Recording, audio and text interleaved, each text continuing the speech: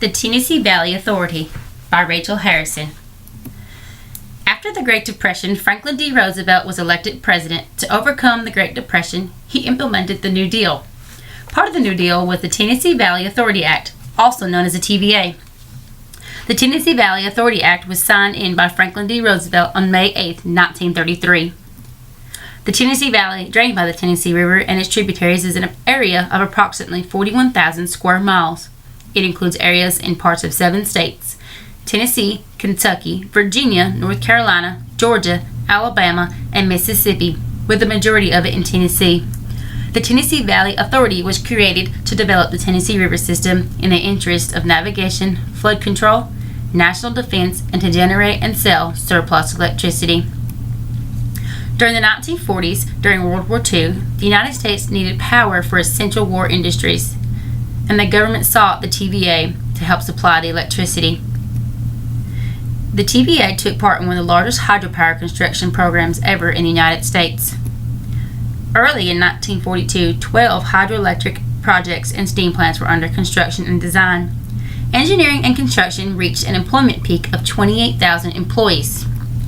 In addition to power during wartime, the TVA supplied more than 60% of the phosphorus required by our armed forces for munitions. The Maps and Survey Branch mapped out nearly 500,000 square miles of foreign territory. The TVA also developed mobile housing for war workers and critical wood products needed for war and post-war programs at 3,500 wood processing plants in the Tennessee Valley. The Tennessee River system was used to transport crucial grain, coal, petroleum products, pig iron, and military vehicles for wartime use. By the end of the war in the 1950s, the TVA completed a navigation channel of 652 miles, the entire length of the Tennessee River. It was also the nation's largest electricity supplier. Throughout the 1950s, the industrial growth of the Tennessee Valley was achieved through affordable electricity, a dependable year-round navigation channel, building sites free from flooding, and cheap, abundant labor force. Soon the TVA was unable to keep up the demand of electricity through the hydroelectric dams. They began building coal-fired steam plants, surpassing hydropower by 1955. The TVA sought authority to issue bonds when securing additional federal appropriations to build the coal-fired plants became problematic. The TVA's power system became self-financing when Congress passed legislation in 1959. Farming throughout the Tennessee Valley began to revolutionize throughout the 1950s, when the TVA developed fertilizers and improved management techniques. The agricultural programs of the TVA are modeled for today's agricultural extension services. Integrated resource management continued during the 1960s, seeking unprecedented economic growth, with the freight shipped on the Tennessee River breaking records. Millions of dollars were averted with flood control. Farms and forests were better than they had been in decades. The TVA began additional programs of recreation and tributary area development.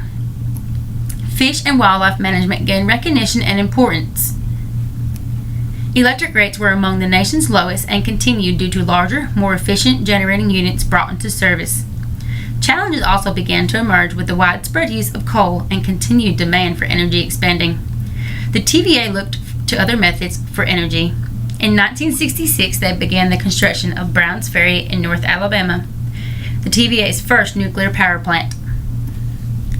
During the 1970s and the 1980s, the economy of the Tennessee Valley and the nation changed due to an international oil embargo in 1973.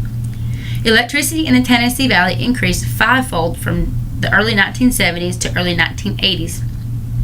The demand dropped in energy and construction costs rose, causing the TVA to cancel 7 nuclear units. They began improving efficiency and productivity while cutting costs, becoming more competitive. By the late 1980s, there was a leaner, more corporate environment. Chairman of the TVA at the time, Marvin Runyon, stopped the rise of power rates and paved a decade-long period of rate stability, making it the national leader in promoting energy conservation. In 1979, the Tellico Dam was completed. This provided many recreation opportunities in the valley and an economic boost to the region. In the 1990s, the TVA cut operation costs by nearly $800 million a year. It reduced its workforce by more than half increased its plant generating capacities, and stopped building nuclear plants, and developed a plan to meet energy needs in the Tennessee Valley through the year 2020. In 1996, the Ocoee River was used by the Olympic Games for whitewater sports. The Tennessee Valley Authority needed to provide whitewater on the Ocoee at the right time for the events. That same year, commercial operations of Watts Bar Nuclear Plant, Unit 1 began. Clean, reliable power was provided, and 16,000 miles of transmission lines were extended through the 7-state region. In 1998, the TVA began a new clean air strategy to reduce pollutants that contribute to ozone and smog. The TVA's focus of the first decade of the 21st century continued on energy, environment, and economic development. It introduced the first green power program in the Southeast, launching the Green Power Switch on Earth Day 2000. Power demand continued to grow. In May 2007, the last of the 3 Browns Ferry nuclear plant's reactor units was returned to service. That next month in June, President George W. Bush traveled to Browns Ferry and spoke on the importance of nuclear power and the nation's energy future. August 2007, plans were approved to complete Watts Bar Nuclear Plant's Unit 2. On December 22, 2008, a storage pond dike failed at Kingston Fossil Plant, releasing about 5.4 million cubic yards of coal ash, covering 300 acres of mainly TVA-owned land, and spilling into the Emery River. This put into place not only to restore and improve the affected area, but also eliminate the wet storage of ash at all TVA fossil plants. Until the Environmental Protection Agency and others, plans were adopted in 2011 to retire 18 of the TVA's 59 coal-fired units by the end of 2017. In 2012, after an assessment of Unit 2 at Watts Bar, a schedule was established to complete the work by December 2015. For the 15th consecutive year in 2004, the transmission system achieved 99.999% reliability. That same year, energy efficiency initiatives reduced electricity consumption by 553 gigawatts per hour, enough energy to power 36,000 households for a year. Since 1977, the TVA has invested more than $5.9 billion in clean air technology, with 91% reduction in oxide emissions and more than 95% reduction in sulfur dioxide emissions. Carbon dioxide emissions in 2013 were 32% lower than in 2005. The TVA's economic development efforts continue to support sustainable growth, working with its customers and strategic partners to grow the region's industrial base and support the retention and expansion of existing businesses and industries.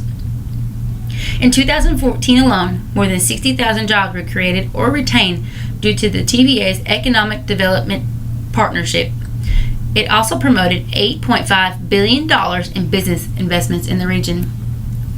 A national publication, Site Selection Magazine, has ranked the Tennessee Valley Authority in the top 10 of economic development among North America's utilities due to its efforts to attract and retain jobs each year from 2006 through 2015.